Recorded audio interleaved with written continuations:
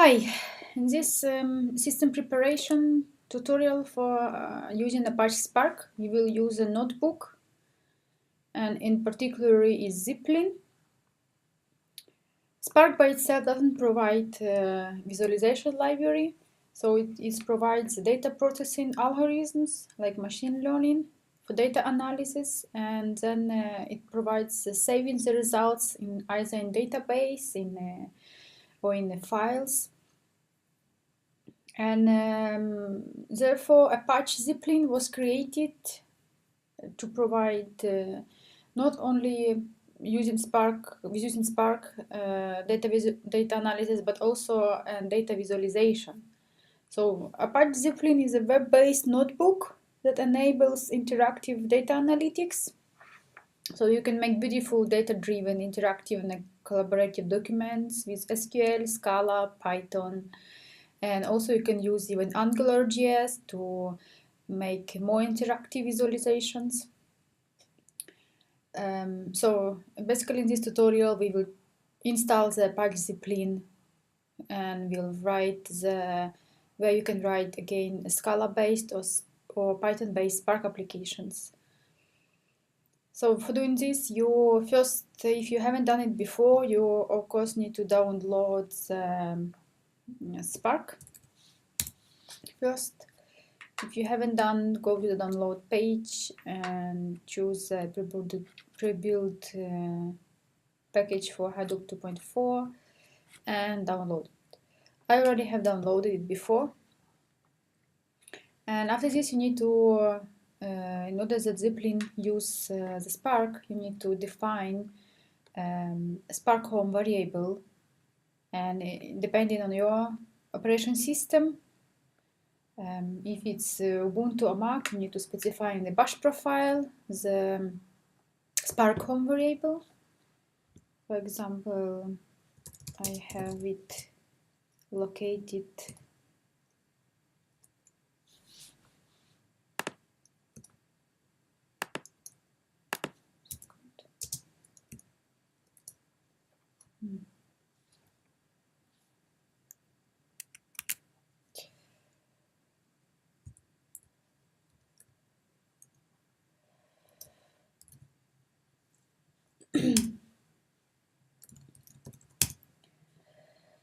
So in my bash profile, I have specified here Spark home. It's a path to the Spark, basically path to the Spark folder.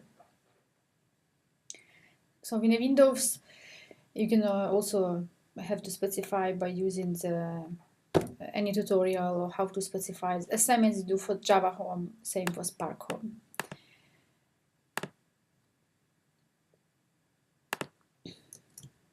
Okay, then go to the Zeppelin Apache or page.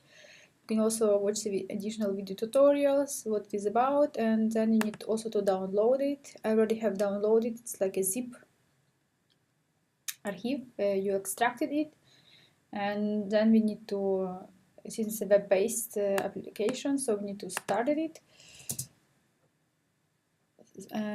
And first I navigate to it.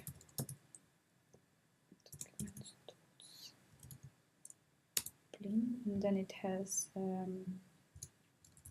pin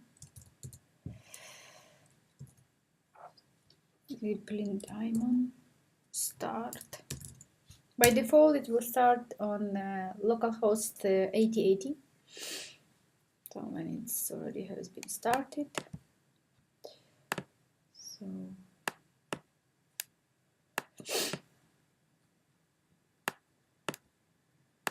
navigate in the browser on localhost 8080, and this is in default interface of the notebook, Zeppelin notebook, where we can see here the available notebooks. By default it has interpreter Spark that has these keywords. By default it uses Scala, but if you want to use Python, you just should specify first this kind of keyword header, and then you write the Python code. Then you can also edit settings here. So you can specify a master local 8. You can specify the Spark application name. And then you can save it. And go back again to your main page. So we will create a new notebook. So the, for example, Spark test. Oh, sorry. Create Spark test. So basically, very quickly in the interface, so this is blocks where you write a code, and you can run it here. To run you can either run this paragraph or the whole paragraphs. Then you can hide the code, you can hide the editor, you can hide the output, and so on. So in our case, we will analyze the data sets that I have downloaded from Kaggle competition website. It's about some customers' purchase from Santander Bank. And for doing this, I will use a Spark SQL component. In this notebook, the Spark context already has been created, so you don't have to create it again. But I will use the SQL context. So I will import first the library.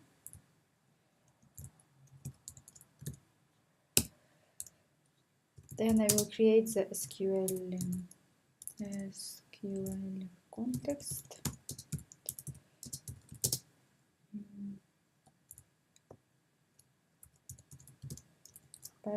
Passing the Spark context object that is created. So next I'm going to read the datasets from a CSV file by using SQL context. So first I tell read, and then I specify the option. It has a header. The file has a header true. And then I send the full path to the CSV file. And in my case, it's located there, but you can always use other CSV file, or you will get the same CSV file in a lab session.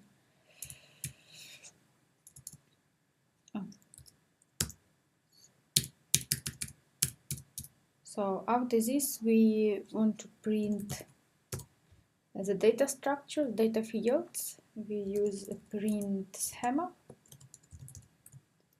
to see.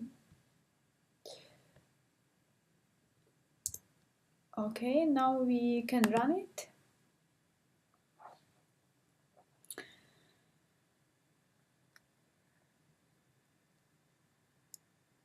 And sometimes it takes some time.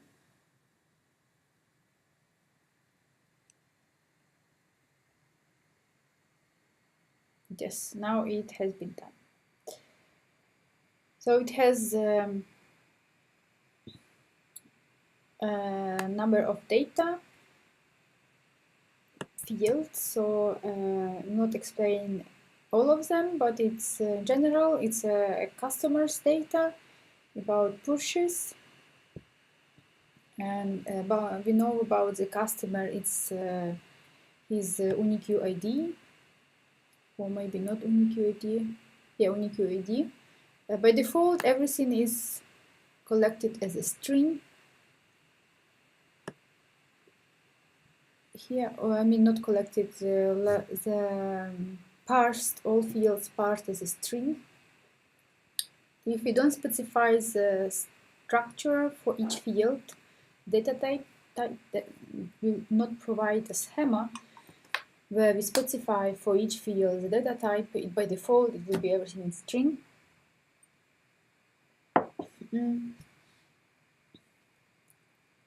And now we will use the SQL keyword in order to access the SQL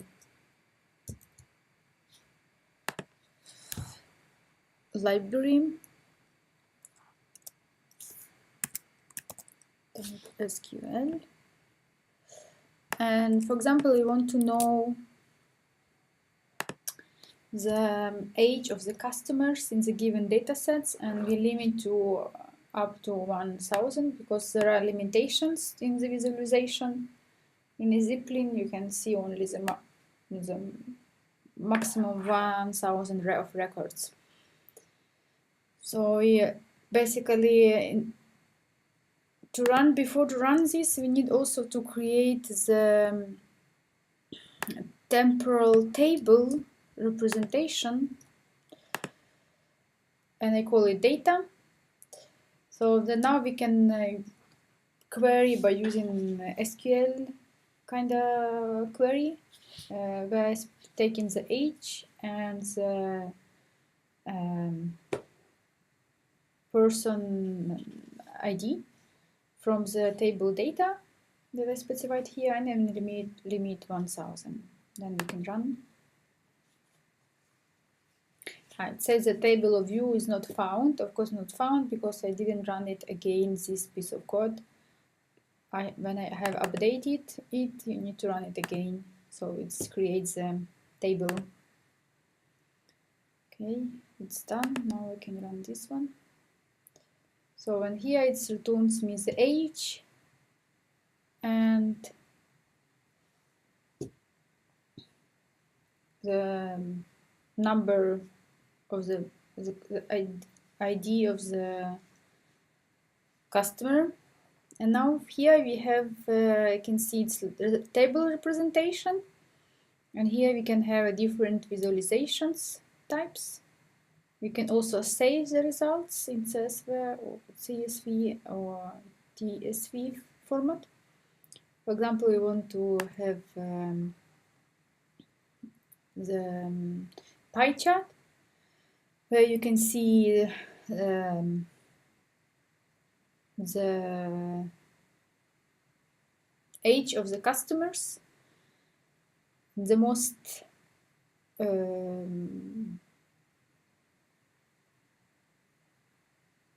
popular age is 22. You can also specify in the settings here keys and groups and values. It can be sum or it can be count. You can specify here by, for example, the age, and you can change here the different parameters. You can also have the histogram. You can also have other charts there. So this is how you can use